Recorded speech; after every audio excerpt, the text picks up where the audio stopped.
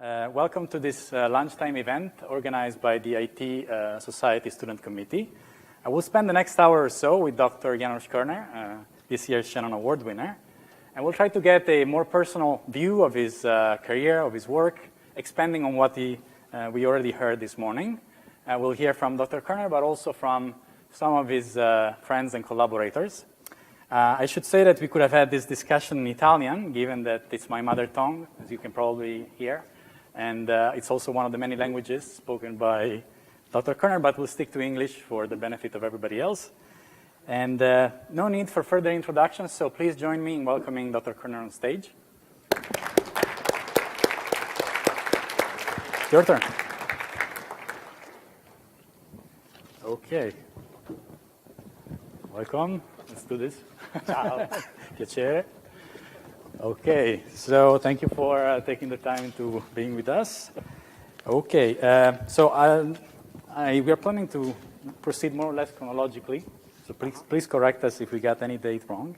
So I'd like to start from the beginning, more or less from the beginning, in particular from this photo. I hope you can see it. But I remember. So I think this leaves no doubt about your predisposition for mathematics at an early age. And also from these other two photos that in fact found online on the website of a journal of Hungarian Journal of Mathematics. So my first question is if you could talk to us a bit about your interest for mathematics as you were growing up, maybe with reference to these photos. Well, there are all kinds of reasons why I got interested in mathematics, but I'm sorry to have to say that one of the reasons was that it was political. So in Hungary, at the time, there was a communist regime, and so every walk of studies was somehow under ideological control.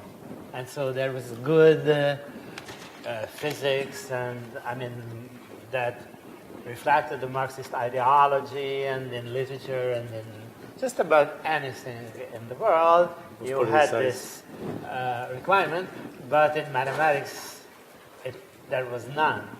So mathematics was this pure, abstract, eternal thing. So that was extremely appealing.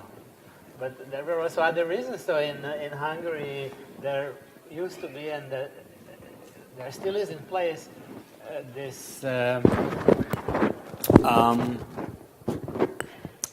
whole hierarchy of mathematics competitions. And so in the beginning, I did very well. I actually won, when I was 14, I won the competition for grade school students, which meant 14 years old, for the whole of Budapest. So in a way, I had no choice. This has to do also with these photos? No, not at all. This was just in the studio.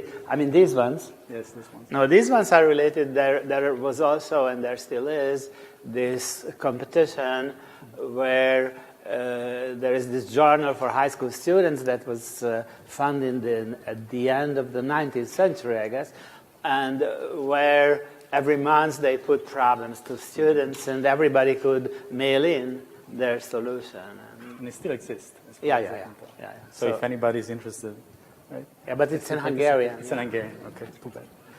Okay, I think we can move on to 1970, when you got a degree in mathematics from the Eötvös Loránd University, which is the largest university in Budapest, with an incredible number of illustrious alumni, including Paul Erdős, etc., von Neumann. So here my question is, if and how you got interested in information theory during your studies, and maybe with reference to the course taught by Imre César, which I understand you almost took. Yeah, right. So now, when I first came across information theory, that's really an interesting thing, I believe, was in a course given by one Tibor Gallai. So Tibor Gallai was not teaching at the university. He was working in this Mass Research Institute where people only did research. But some of these people liked to talk to students, so they gave these courses for free. And we could take these courses without passing an exam, so it was not, there was no reward for taking the course in terms of your curriculum at the university. And so there was this course. He was a very, very respected graph theorist. By the way, Lovász considers him his master, and he likes to talk about him. I mean, he has very important results, but all his articles were in German. And, well, so he gave this course on graph theory, as I said, and in that course, at one point, he spoke about Shannon and the capacity of the Pentagon. So I don't even know whether he was knowledgeable in information theory. He took this as a graph theory problem. He exposed it, he gave some results on it, and then he also added that Shannon was an engineer, which is not true, Right. and he did not actually prove his results, which is a little bit more true. Okay. But he had this wonderful intuition. Right. So he just saw right. And all this sounded very romantic and very interesting, and the problem was so beautiful, so that when I came to the point in my studies where I could take a course in information theory, I did, except I didn't really follow the course, because then I got a scholarship to go to Paris. And so I did. And so then I learned from... Remotely. From the notes of some of the students. The trouble was that the good students did not normally take notes. And so I really had to study. You learned from the notes of bad students. Yeah, right. Okay. Excellent. But it worked out pretty well, I say. No, at one point I was really desperate, because also Chisar taught us some of his recent results. But he didn't give the intuitive background for those, so I was reading something, and also the student who wrote it down didn't understand, and so it was really hard to understand, so I got desperate, and then I called Peter Gács, who at the time was not my friend, and asked him to explain. I see, and he did. Okay. Yeah. Okay, so let's move on to after graduation. I understand you were invited by Imre Caesar to join the Alfred Renning Institute of Mathematics in Budapest. Yeah, that's right. And so I think Peter Gács told us about the Alfred Renning Institute, that it was a wonderful place. It was an oasis from the outside world, of course, referring to the fact that Hungary was a communist country. So I wonder if you can talk to us a bit about this institute, maybe specifically about the information theory group. In the institute. Well, it's already you mentioned already something this morning. Yes. Well, it's already strange that you should have an information theory group in an institute that was actually a pure mathematics institute, even though at its foundation the name, for political reasons, was Applied Mathematics Institute, and which gave the institute the acronym AMI, and that remained, but the name was not anymore that. So there was this group there, and when I was a last year student, as a fifth year student, then Rényi died. So I was writing my thesis with Imre Caesar, and after that he really wanted me to join the institute. Well, he couldn't hire me because he was not the head of the institute, but he actually suggested this. So in that group, people did more or less information theory or information theory-related combinatorics, and some of them were very much interested in what Rényi called search theory. So this theorem I mentioned this morning by Körner is something very much used in this search theory. So Rényi was very much interested in these problems such as the game of 20 questions and various variants of this. And so this is what people usually did. Nobody really did coding theorems in the sense of... Who was in the information theory group? Well, at the time of my joining the institute, which was in September 70, so, we joined together, Peter Gács and myself, and then and there was a guy who joined our group at the same time, but he was working in discrete geometry. Okay. However, his father was the head of the institute at the time, so for reasons of decency, he could not be in the group of his father. Okay. And because of he was in our group, then he actually got interested in information theory, but never worked in the theory. And there was Tibor Nemetz, who was mainly interested in statistics and cryptography, and Gyula Katona, who was this combinatorialist, the favorite student of Erdős. So they played. So Rényi took him with him to the United States, and then they played chamber music together, other than working together, actually. Mm-hmm. Okay. So there also was Josef Fritz, who was in statistical physics, but he was interested in quite a diverse, ergodic theory and information theory. Yeah. So 1971 is the time of your first paper, which you talked about a bit this morning. But I'd like to move to 1973. Yeah. Yes, this is the time of your first IT transaction paper. Yeah, which was co-authored with an Italian, so maybe this is where your Italian connection started. Yeah, that is true. That is true. So I wonder if you can tell us how this paper came about, how you got to work with an Italian. Yeah, sure. So actually, there was this man, Giuseppe O. Longo, O, a middle initial, which is not normal in Italy, but as some of you might know, certainly you do, Giuseppe Longo is just a completely useless name in the fact that there are so many Giuseppe Longos that it doesn't really tell who you are, so he added which is the original function of a name. And he really was an electrical engineer, and in some conference he met Rényi. And he got really enchanted by Rényi, and he wanted to study information theory. So he was already grown up. He was working at the University of Trieste. Right. And then he moved with his beautiful young wife and a very small child to Budapest just to allow him to study information theory. This was a tremendous sacrifice on his family's behalf. He learned Hungarian, and he basically wanted to work with Rényi, except that Rényi died, and so he was inherited by Csiszár. I see. And then he studied with Csiszár, and they were living in...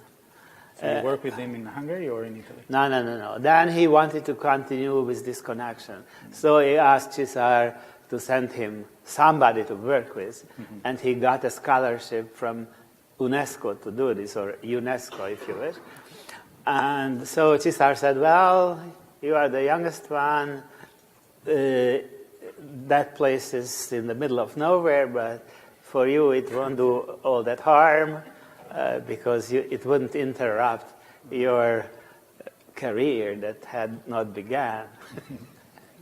And so I went. And actually what happened was that Giuseppe Longo was an extremely entertaining man of many intellectual merits, and also he spoke beautiful French, which was my passion. I mean, speaking French. And so he started to talk to me in French, and he gradually managed to convert my French into Italian without my studying it. Okay, not bad. So that's... Yeah, so just to clarify, you speak French, Italian, English, Russian, German? Yeah, Russian, not so much. Not so much, okay. Yeah. You didn't like that language that much? Yeah, I had bad associations with Russian, yeah. Okay. So then, 1973 is also the year of an important paper with Peter Gatch on common information. But I'd like to move to 1974, where I understand you were invited by Rudy Alswede to visit Ohio State. Yes, I know, in the fact that in the sense that I met Rudy at this conference I went to in Prague in '71, which was the sixth, but I don't know, it had a long name, the sixth conference in a series. So I gave, that was September '71, I gave a talk on graph entropy that I just introduced, and Rudy got interested immediately. He asked me questions that he said that he would invite me. but because of the Berlin Wall and the invisible counterparts of the Berlin Wall, it took very long for me to get all the permissions and to go. So I actually went there in January '74. And what was the significance? This was your first trip to the United States, I'm guessing. Right, absolutely. So what was the significance of this trip for you and for your future choices, let's say?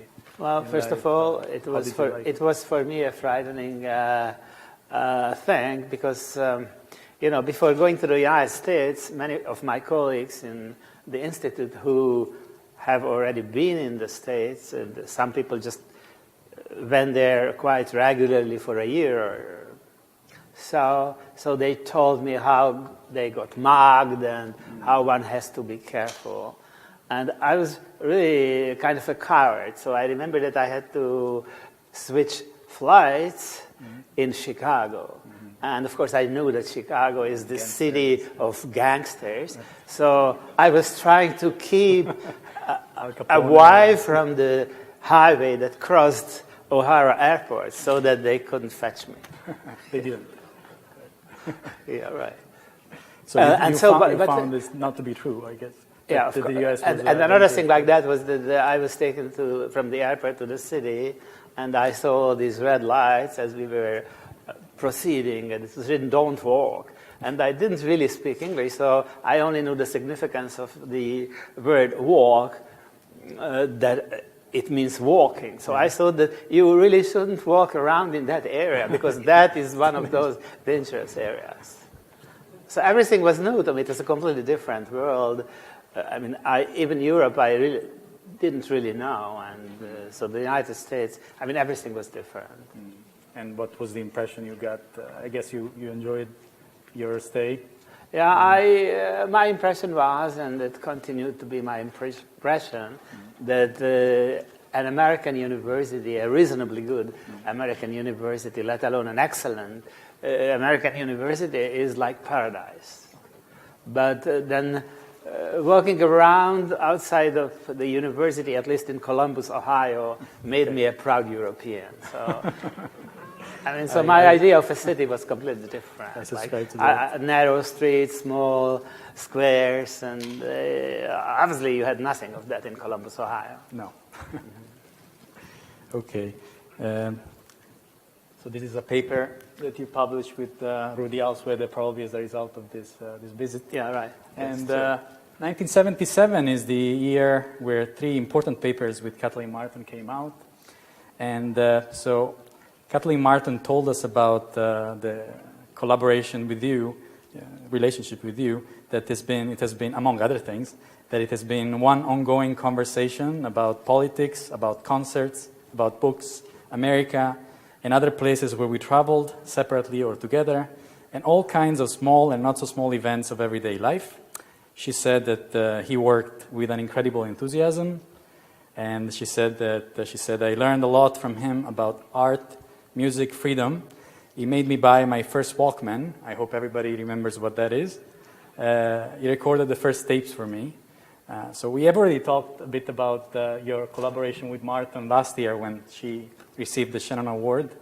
But I think it's important to mention a few things about your collaboration also in the context of your career. So. Yeah, it's very precise that actually we just spent time together and we were talking about everything. So among other things, we also talked about information theory. And I already had results in multi-user information theory, so I told her about the problems I was interested in, and we started to work on those problems. And then, so we actually had 2 runs of papers together. So the first run was in the 70s, and it was more or less stopped by my writing the book with Imre Csiszár, except that we kept talking and she kept contributing, but we really spent very little time together. So, and when I switched to more combinatorial problems in the mid-80s, actually, then because we would spend time together and so on, so she naturally joined in on those projects, and we kept writing papers together. So this was a very close friendship, more or less up until my definitive departure from Hungary. Yes, right. 92, 93. Yeah. We'll get to that. No, that was actually 89. Okay. Precisely. When you went, I see. Okay, we'll get to that. You can correct me later. So let's move on to still 1977. This is the year of ISIT at Cornell, organized by Toby Berger. That's right. And you know that I would like you to talk about a particular event that happened. I think it will give us an idea of how the political climate was sort of affecting the relationship between East and West. Yeah, well, actually, it was a big thing to be able to go to an IEEE meeting. So, I mean, my institute wouldn't have money for that, and yet the three of us, Kathleen Martin, Imre Chisar, and myself, went there. And this was made possible because, one of the early authors in information theory and the author of an early book on information theory you might not necessarily know was Fred Jelinek, or Jelinek, in the correct, or more or less correct Czech pronunciation, since he was from Prague. And since he was from Prague and he had a very deep and complicated relationship to his past, also, among other things, he had a Czech wife and a wife who is a movie director and a screenwriter, Milena Jelinek, a close friend of the very famous, world-famous Czech movie director Milos Forman. Okay. So they, she very much wanted to go back to Prague also because she wanted to meet her parents. But that was not possible because, it's too long to explain. It was not normally possible to cross the invisible Berlin Wall. And, but Hungary, as it was called, was the happy barack in the communist camp. Mm-hmm. And therefore, in Hungary, many more things were possible. Mm-hmm. So she could come to Hungary, and also her parents could go from Prague to Hungary. So they met in Hungary. Mm-hmm.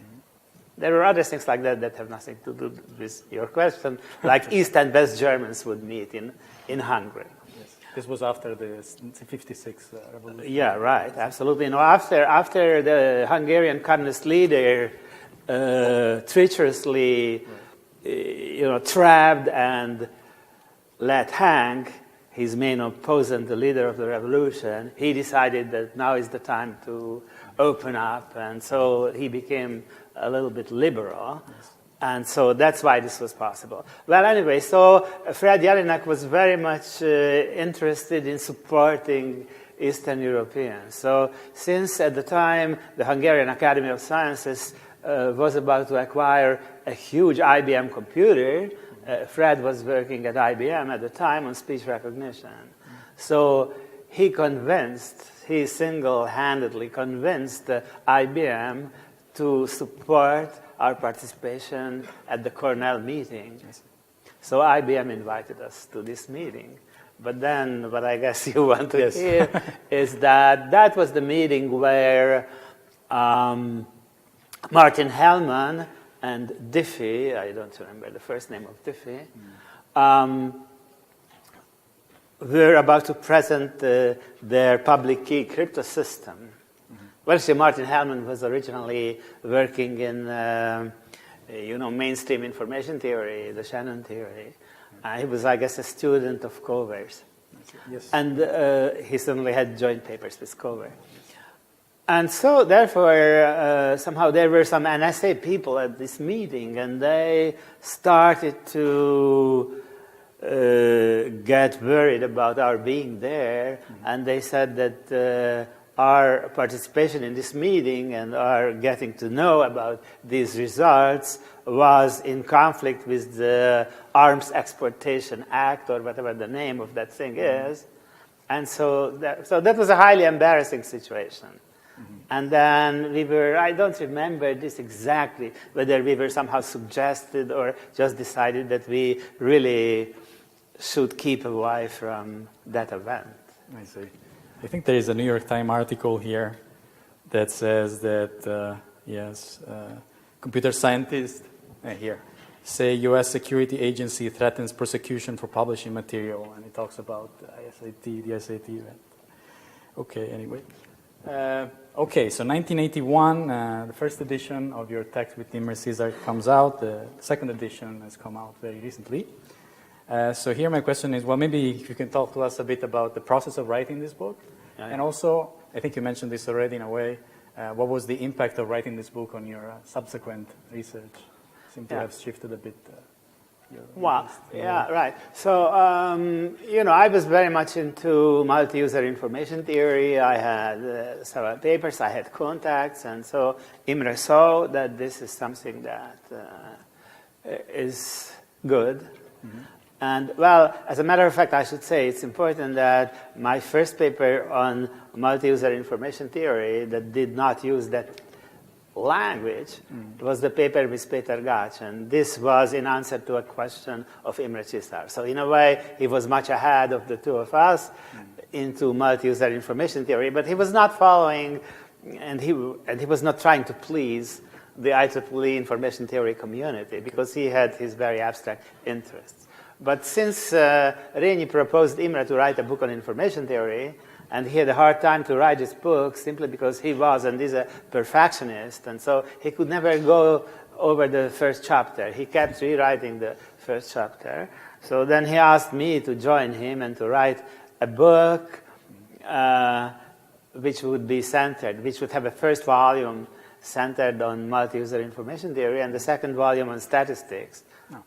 But that never happened. Didn't work out that way. So he suggested me to join him and be a co-author of this book, mainly so that he could be able to finish the book, because maybe I wouldn't be a perfectionist. Well, I was not. But however, I said, well, I cannot, because I was about to go to Germany to continue my collaboration with Rudi Aswede. He invited me. Well, so Imre said, well, I mean, this procedure of getting the permission might take long, and why don't you just start to write the book with me, and then let's see what happens. Well, it took the communist regime 6 months to decide that I can't go to Germany. So in the meantime, we started to plan on this book, and which meant that we thought about problems, and we started to write articles. It was very beautiful because Imre is a great mathematician, and so our different positive sides, intertwined in a very positive way. So once I was denied permission, I just quietly continued to work with Imre, and that's how we finished the book. And also, Kati was an external member of the book in a way. And so, by hindsight, it's really not so nice that she was not a co-author, because she contributed a lot, and this is marked in the book. But for all kinds of reasons, so she was third edition, maybe. Yeah. And what was the impact? First of all, how long did it take to write it? I don't know if you mentioned that. Well, this was a very long period, and as a matter of fact, at one point, I began to be terrified that I would just, somehow fall out of my life through a hole, like, in a film that I saw at the time, a film by Michelangelo Antonioni, because I would never be able to finish this book, since Imre would not really want to finish it. I mean, nothing that is finished. This is the classical problem of Michelangelo's or Michelangelo's. He was unable to finish a thing, so he started to redo his sculptures, his famous Pietas, except the one that actually a Hungarian immigrant to Australia tried to destroy. I mean, the one that is in San Pietro in Rome. I mean, the other two were incomplete. And now, thanks to this Hungarian immigrant to Australia, also the Rome one is incomplete. Okay. Right, I see. So that was the problem. And what was the impact of writing this on your subsequent research? It made you change interest? Well, I mean, there were several ways that it affected my career. So I mean, writing on the book, I got more and more convinced that you can treat, at least in the finite memoryless setting, all the main problems in multi-user information theory and also two-terminal information theory using combinatorics, including the method of types. And so this enhanced my interest in combinatorics because I felt that, well, you can use combinatorics and get all these results. But the combinatorics that is used to get all these results is sort of elementary, if not trivial.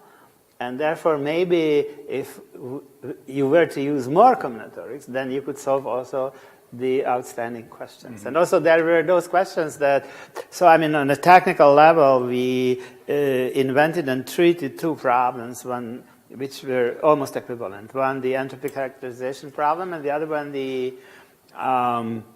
image size problem.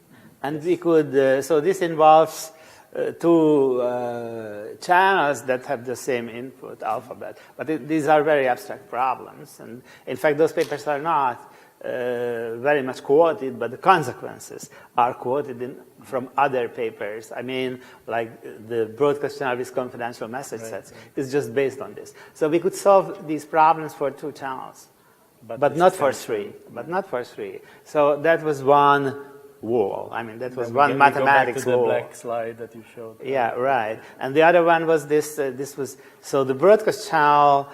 We could solve, and because what was missing there from this entropy characterization just wasn't there. And the other thing was this modulo 2 sum that is a special case of the source coding problem where you have three correlated sources and they are separately encoded and you should decode just on one. Right. So this is a rate region which is three-dimensional. And, well, if you cannot solve even the modulo 2 sum special case, which is very easy, yes. I mean, easy as a special case, but you cannot solve it, so it's not easy at all, I began to feel that there is something very bad going on here. So, yeah, I'll ask you more about what you think about network information theory later. So let's move on to, I think, 81, 83, you spent time in Bell Labs, and then you went to the École Nationale Supérieure de Télécommunications in Paris, 87, 88. I understand in those years, one of your students came along with you, right, in Paris, and we are lucky to have him here today. So I asked Gabor to please tell us a little bit about your collaboration with you. So I think you can use this microphone. And you can use this. Yes, please. Sorry, sister. Be back. This is it? Yeah, you can also use the... Yeah, please. Okay, so do you hear me? So yeah, also allows me to be short, so I won't be able to express all my thoughts about how lucky I felt to have Janós my advisor. I will show you a few pictures. Actually, we met first in 85, and I became a student in 86. And I will show you a few pictures which were made between 87 and 91. So, the first one, you see Janós with Kathleen Martin and Gerard Cohen. This is an IEEE workshop in Bellagio, Italy, beautiful place at the Lago di Como. And you see, we went to the lectures by boat because the hotel was on the other side. Now, Gerard was who invited Janós for the following academic year, 87, 88, to Paris. This is still Bellagio. You see Rudi Alswede in the middle and Aaron Weiner on the right. And this is the Paris period. This was made in Chartres. So Janós asked Gerard to invite me too for some time, and then we were there together for 6 months. And this was in an excursion on a weekend to Chartres, where I happened to find and buy ski boots.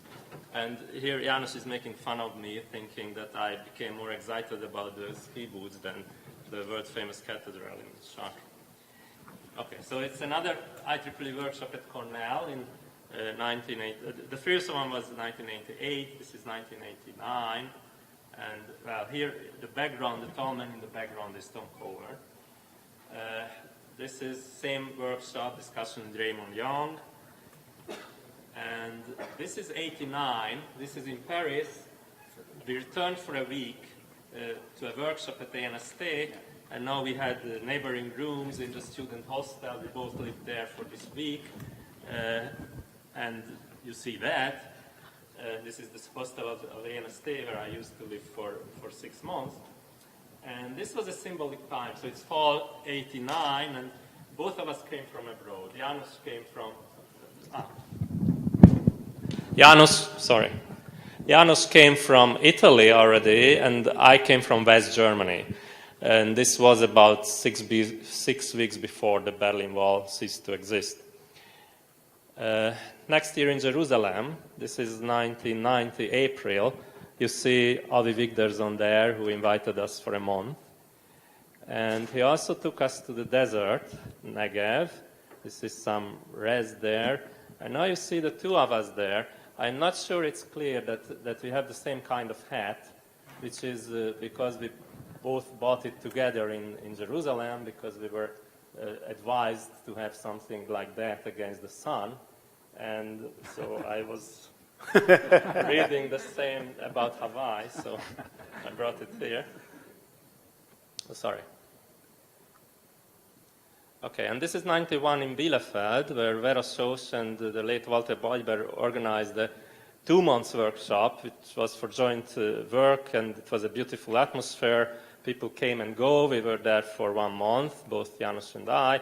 And this is a dinner at the Deubers, and you see famous people around. Vera Schoch, unfortunately, you don't see the face. Then Janós, then that's Paul Erbös, then the Deubers, then Miklos Lackovic, and that's Joel Spencer, who you don't really see already. And this is after dinner, the same time, and you see, again, Erbös in the background, Erbös and Deuber in the background. Now, this was the last picture, but I want to say a few more words. Actually, I want to read you a letter which Janós sent me some time ago, and this is a bit more personal, but I hope you will forgive me to make it public, because it's kind of characteristic to him. So what happened is that he sent me a paper to referee, and just by chance, I submitted the review just 1 day before my birthday. And then I got the following letter. Dear Professor Shimoni, it is a rare and regrettably often unnoticed event when a referee submits a review on the very eve of his birthday. In the name of the editorial board, and even more generally, the whole of humanity, let me wish you happiness and success in all your activities on this exceptional occasion, Janós. So now here we are in the middle of the Pacific Ocean, 12 hours time difference with Rome or Budapest, where we live, about the same distance from New York, Sydney, and Shanghai. So I cannot imagine a more appropriate place to congratulate Janós in the name of all humanity. And on behalf of myself, let me just say, well, to give you Hungarian lesson number 2, köszönöm, Janós. Thank you very much.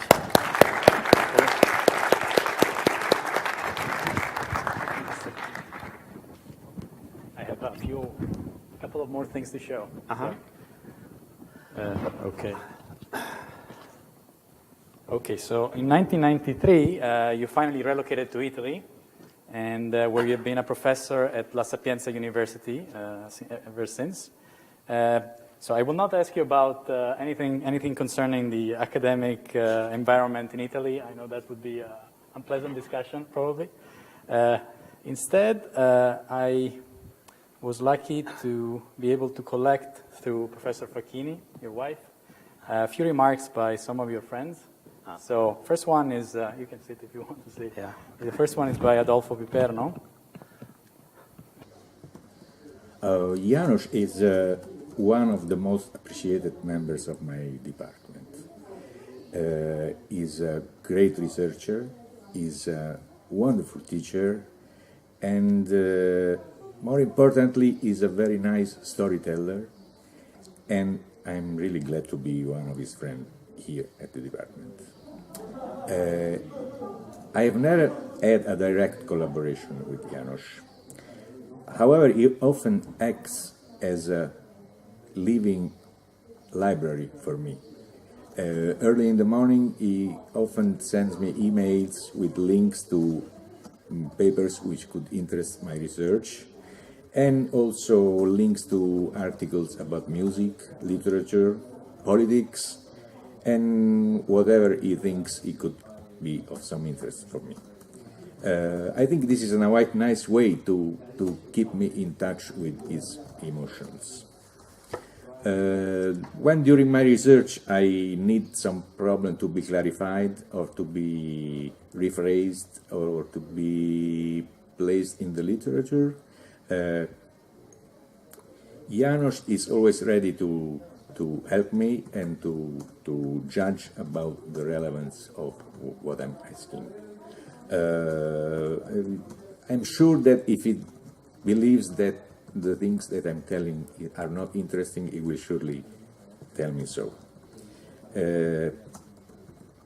If you knock at his door with some question about some mathematical problems, he will surely answer your question, provided that you satisfy two main conditions. The first one is that you have to be very precise about the statement of the problem.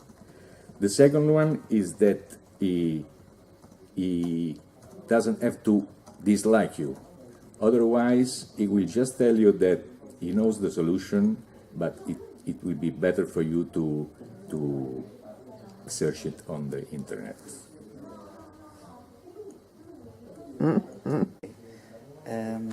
Well, I first met Janós when I arrived at La Sapienza in Rome in 2005. Since the beginning of our interaction, I was hit by his vast knowledge of mathematics and science in general, and also by his continuous work of always promoting excellence in research and university, thing that I always appreciated in him and everyone. Although we have no research work together, he was introducing me to his research, explaining me many of the important concepts he was introducing during his research life, like the graph entropy and how they are applied in theoretical computer science, things that I was always find interesting. I found also very inspiring, always very inspiring, to talk with him about research in general.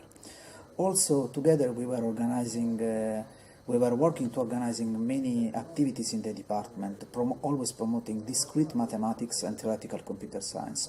For instance, we were organizing together some reading seminar for PhD students and for postdoc in our department about several topics in theoretical computer science.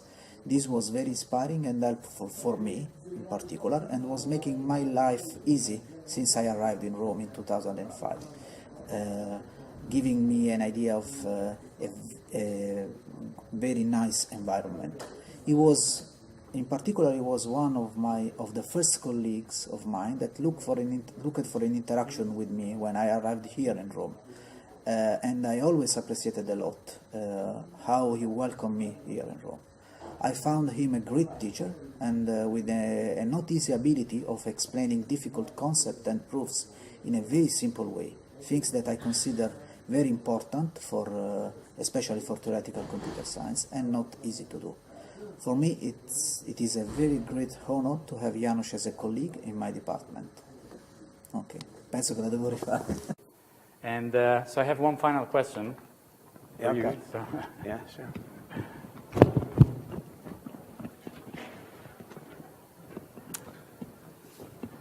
Yes, so I think we already touched on this, but I think it's a good place to conclude. So there has been clearly a surge of interest in network information theory in the past years. A book has been written.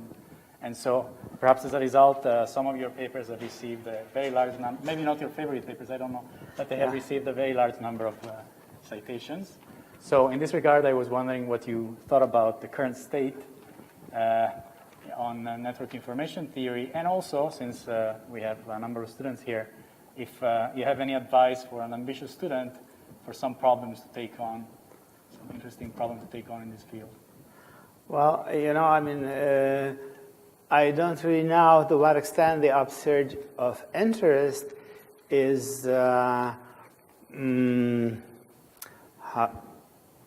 centered on the problems that we were studying at the time in the 70s. I mean, there was this upsurge of interest maybe because of external reasons, so networks in general became fashionable. And so people concentrated, therefore, also on those old problems. But as a result of this upsurge, these problems really had not been solved. And so I'm afraid that maybe this interest will fade. Why? Because of this insuccess. So for many of these problems, variations of these problems, more special cases of more general problems. I mean, problems for slightly larger and more complicated networks. However, clearly, since those could not be solved, the more complex cases could not be solved either. And therefore, they could be solved in special cases, which gives me the impression that now there are these papers coming out about such problems, and these papers are much, much longer than our papers at the time, and so they have these very long formulas. And I think the only advice I can give is to concentrate on simple problems. So try to look at the simplest unsolved problems, the simplest problems you cannot solve, rather than trying to build on what had been solved and do more complicated things. So try something really new, not just a new problem in the old context, but new problems. And also I believe that the heart of multi-user information theory is mathematics. Now, when you concentrate on the mathematical problems in their naked version, in their somehow undressed version, so to speak, so without the background and where the problem comes from, though maybe you will not get that much citation. This is what happened to us. So some of these papers are highly cited, but relatively highly cited. I mean, 1,700 is nothing compared to Emre Telatar's 10,000. But the true mathematics on which this is based is around 40 as number of citations. So that's the state. Yeah, I think paying too much attention to citation index and other indices is bad for you. Not for your career, but. No, it might be good for your career, but it might take you to places where it's better not to go. Mm-hmm. So. Yeah, I can agree with that. Okay, so on this note, I think we can conclude. Thank you very much for your time. You're welcome. Thank you. Special thanks to.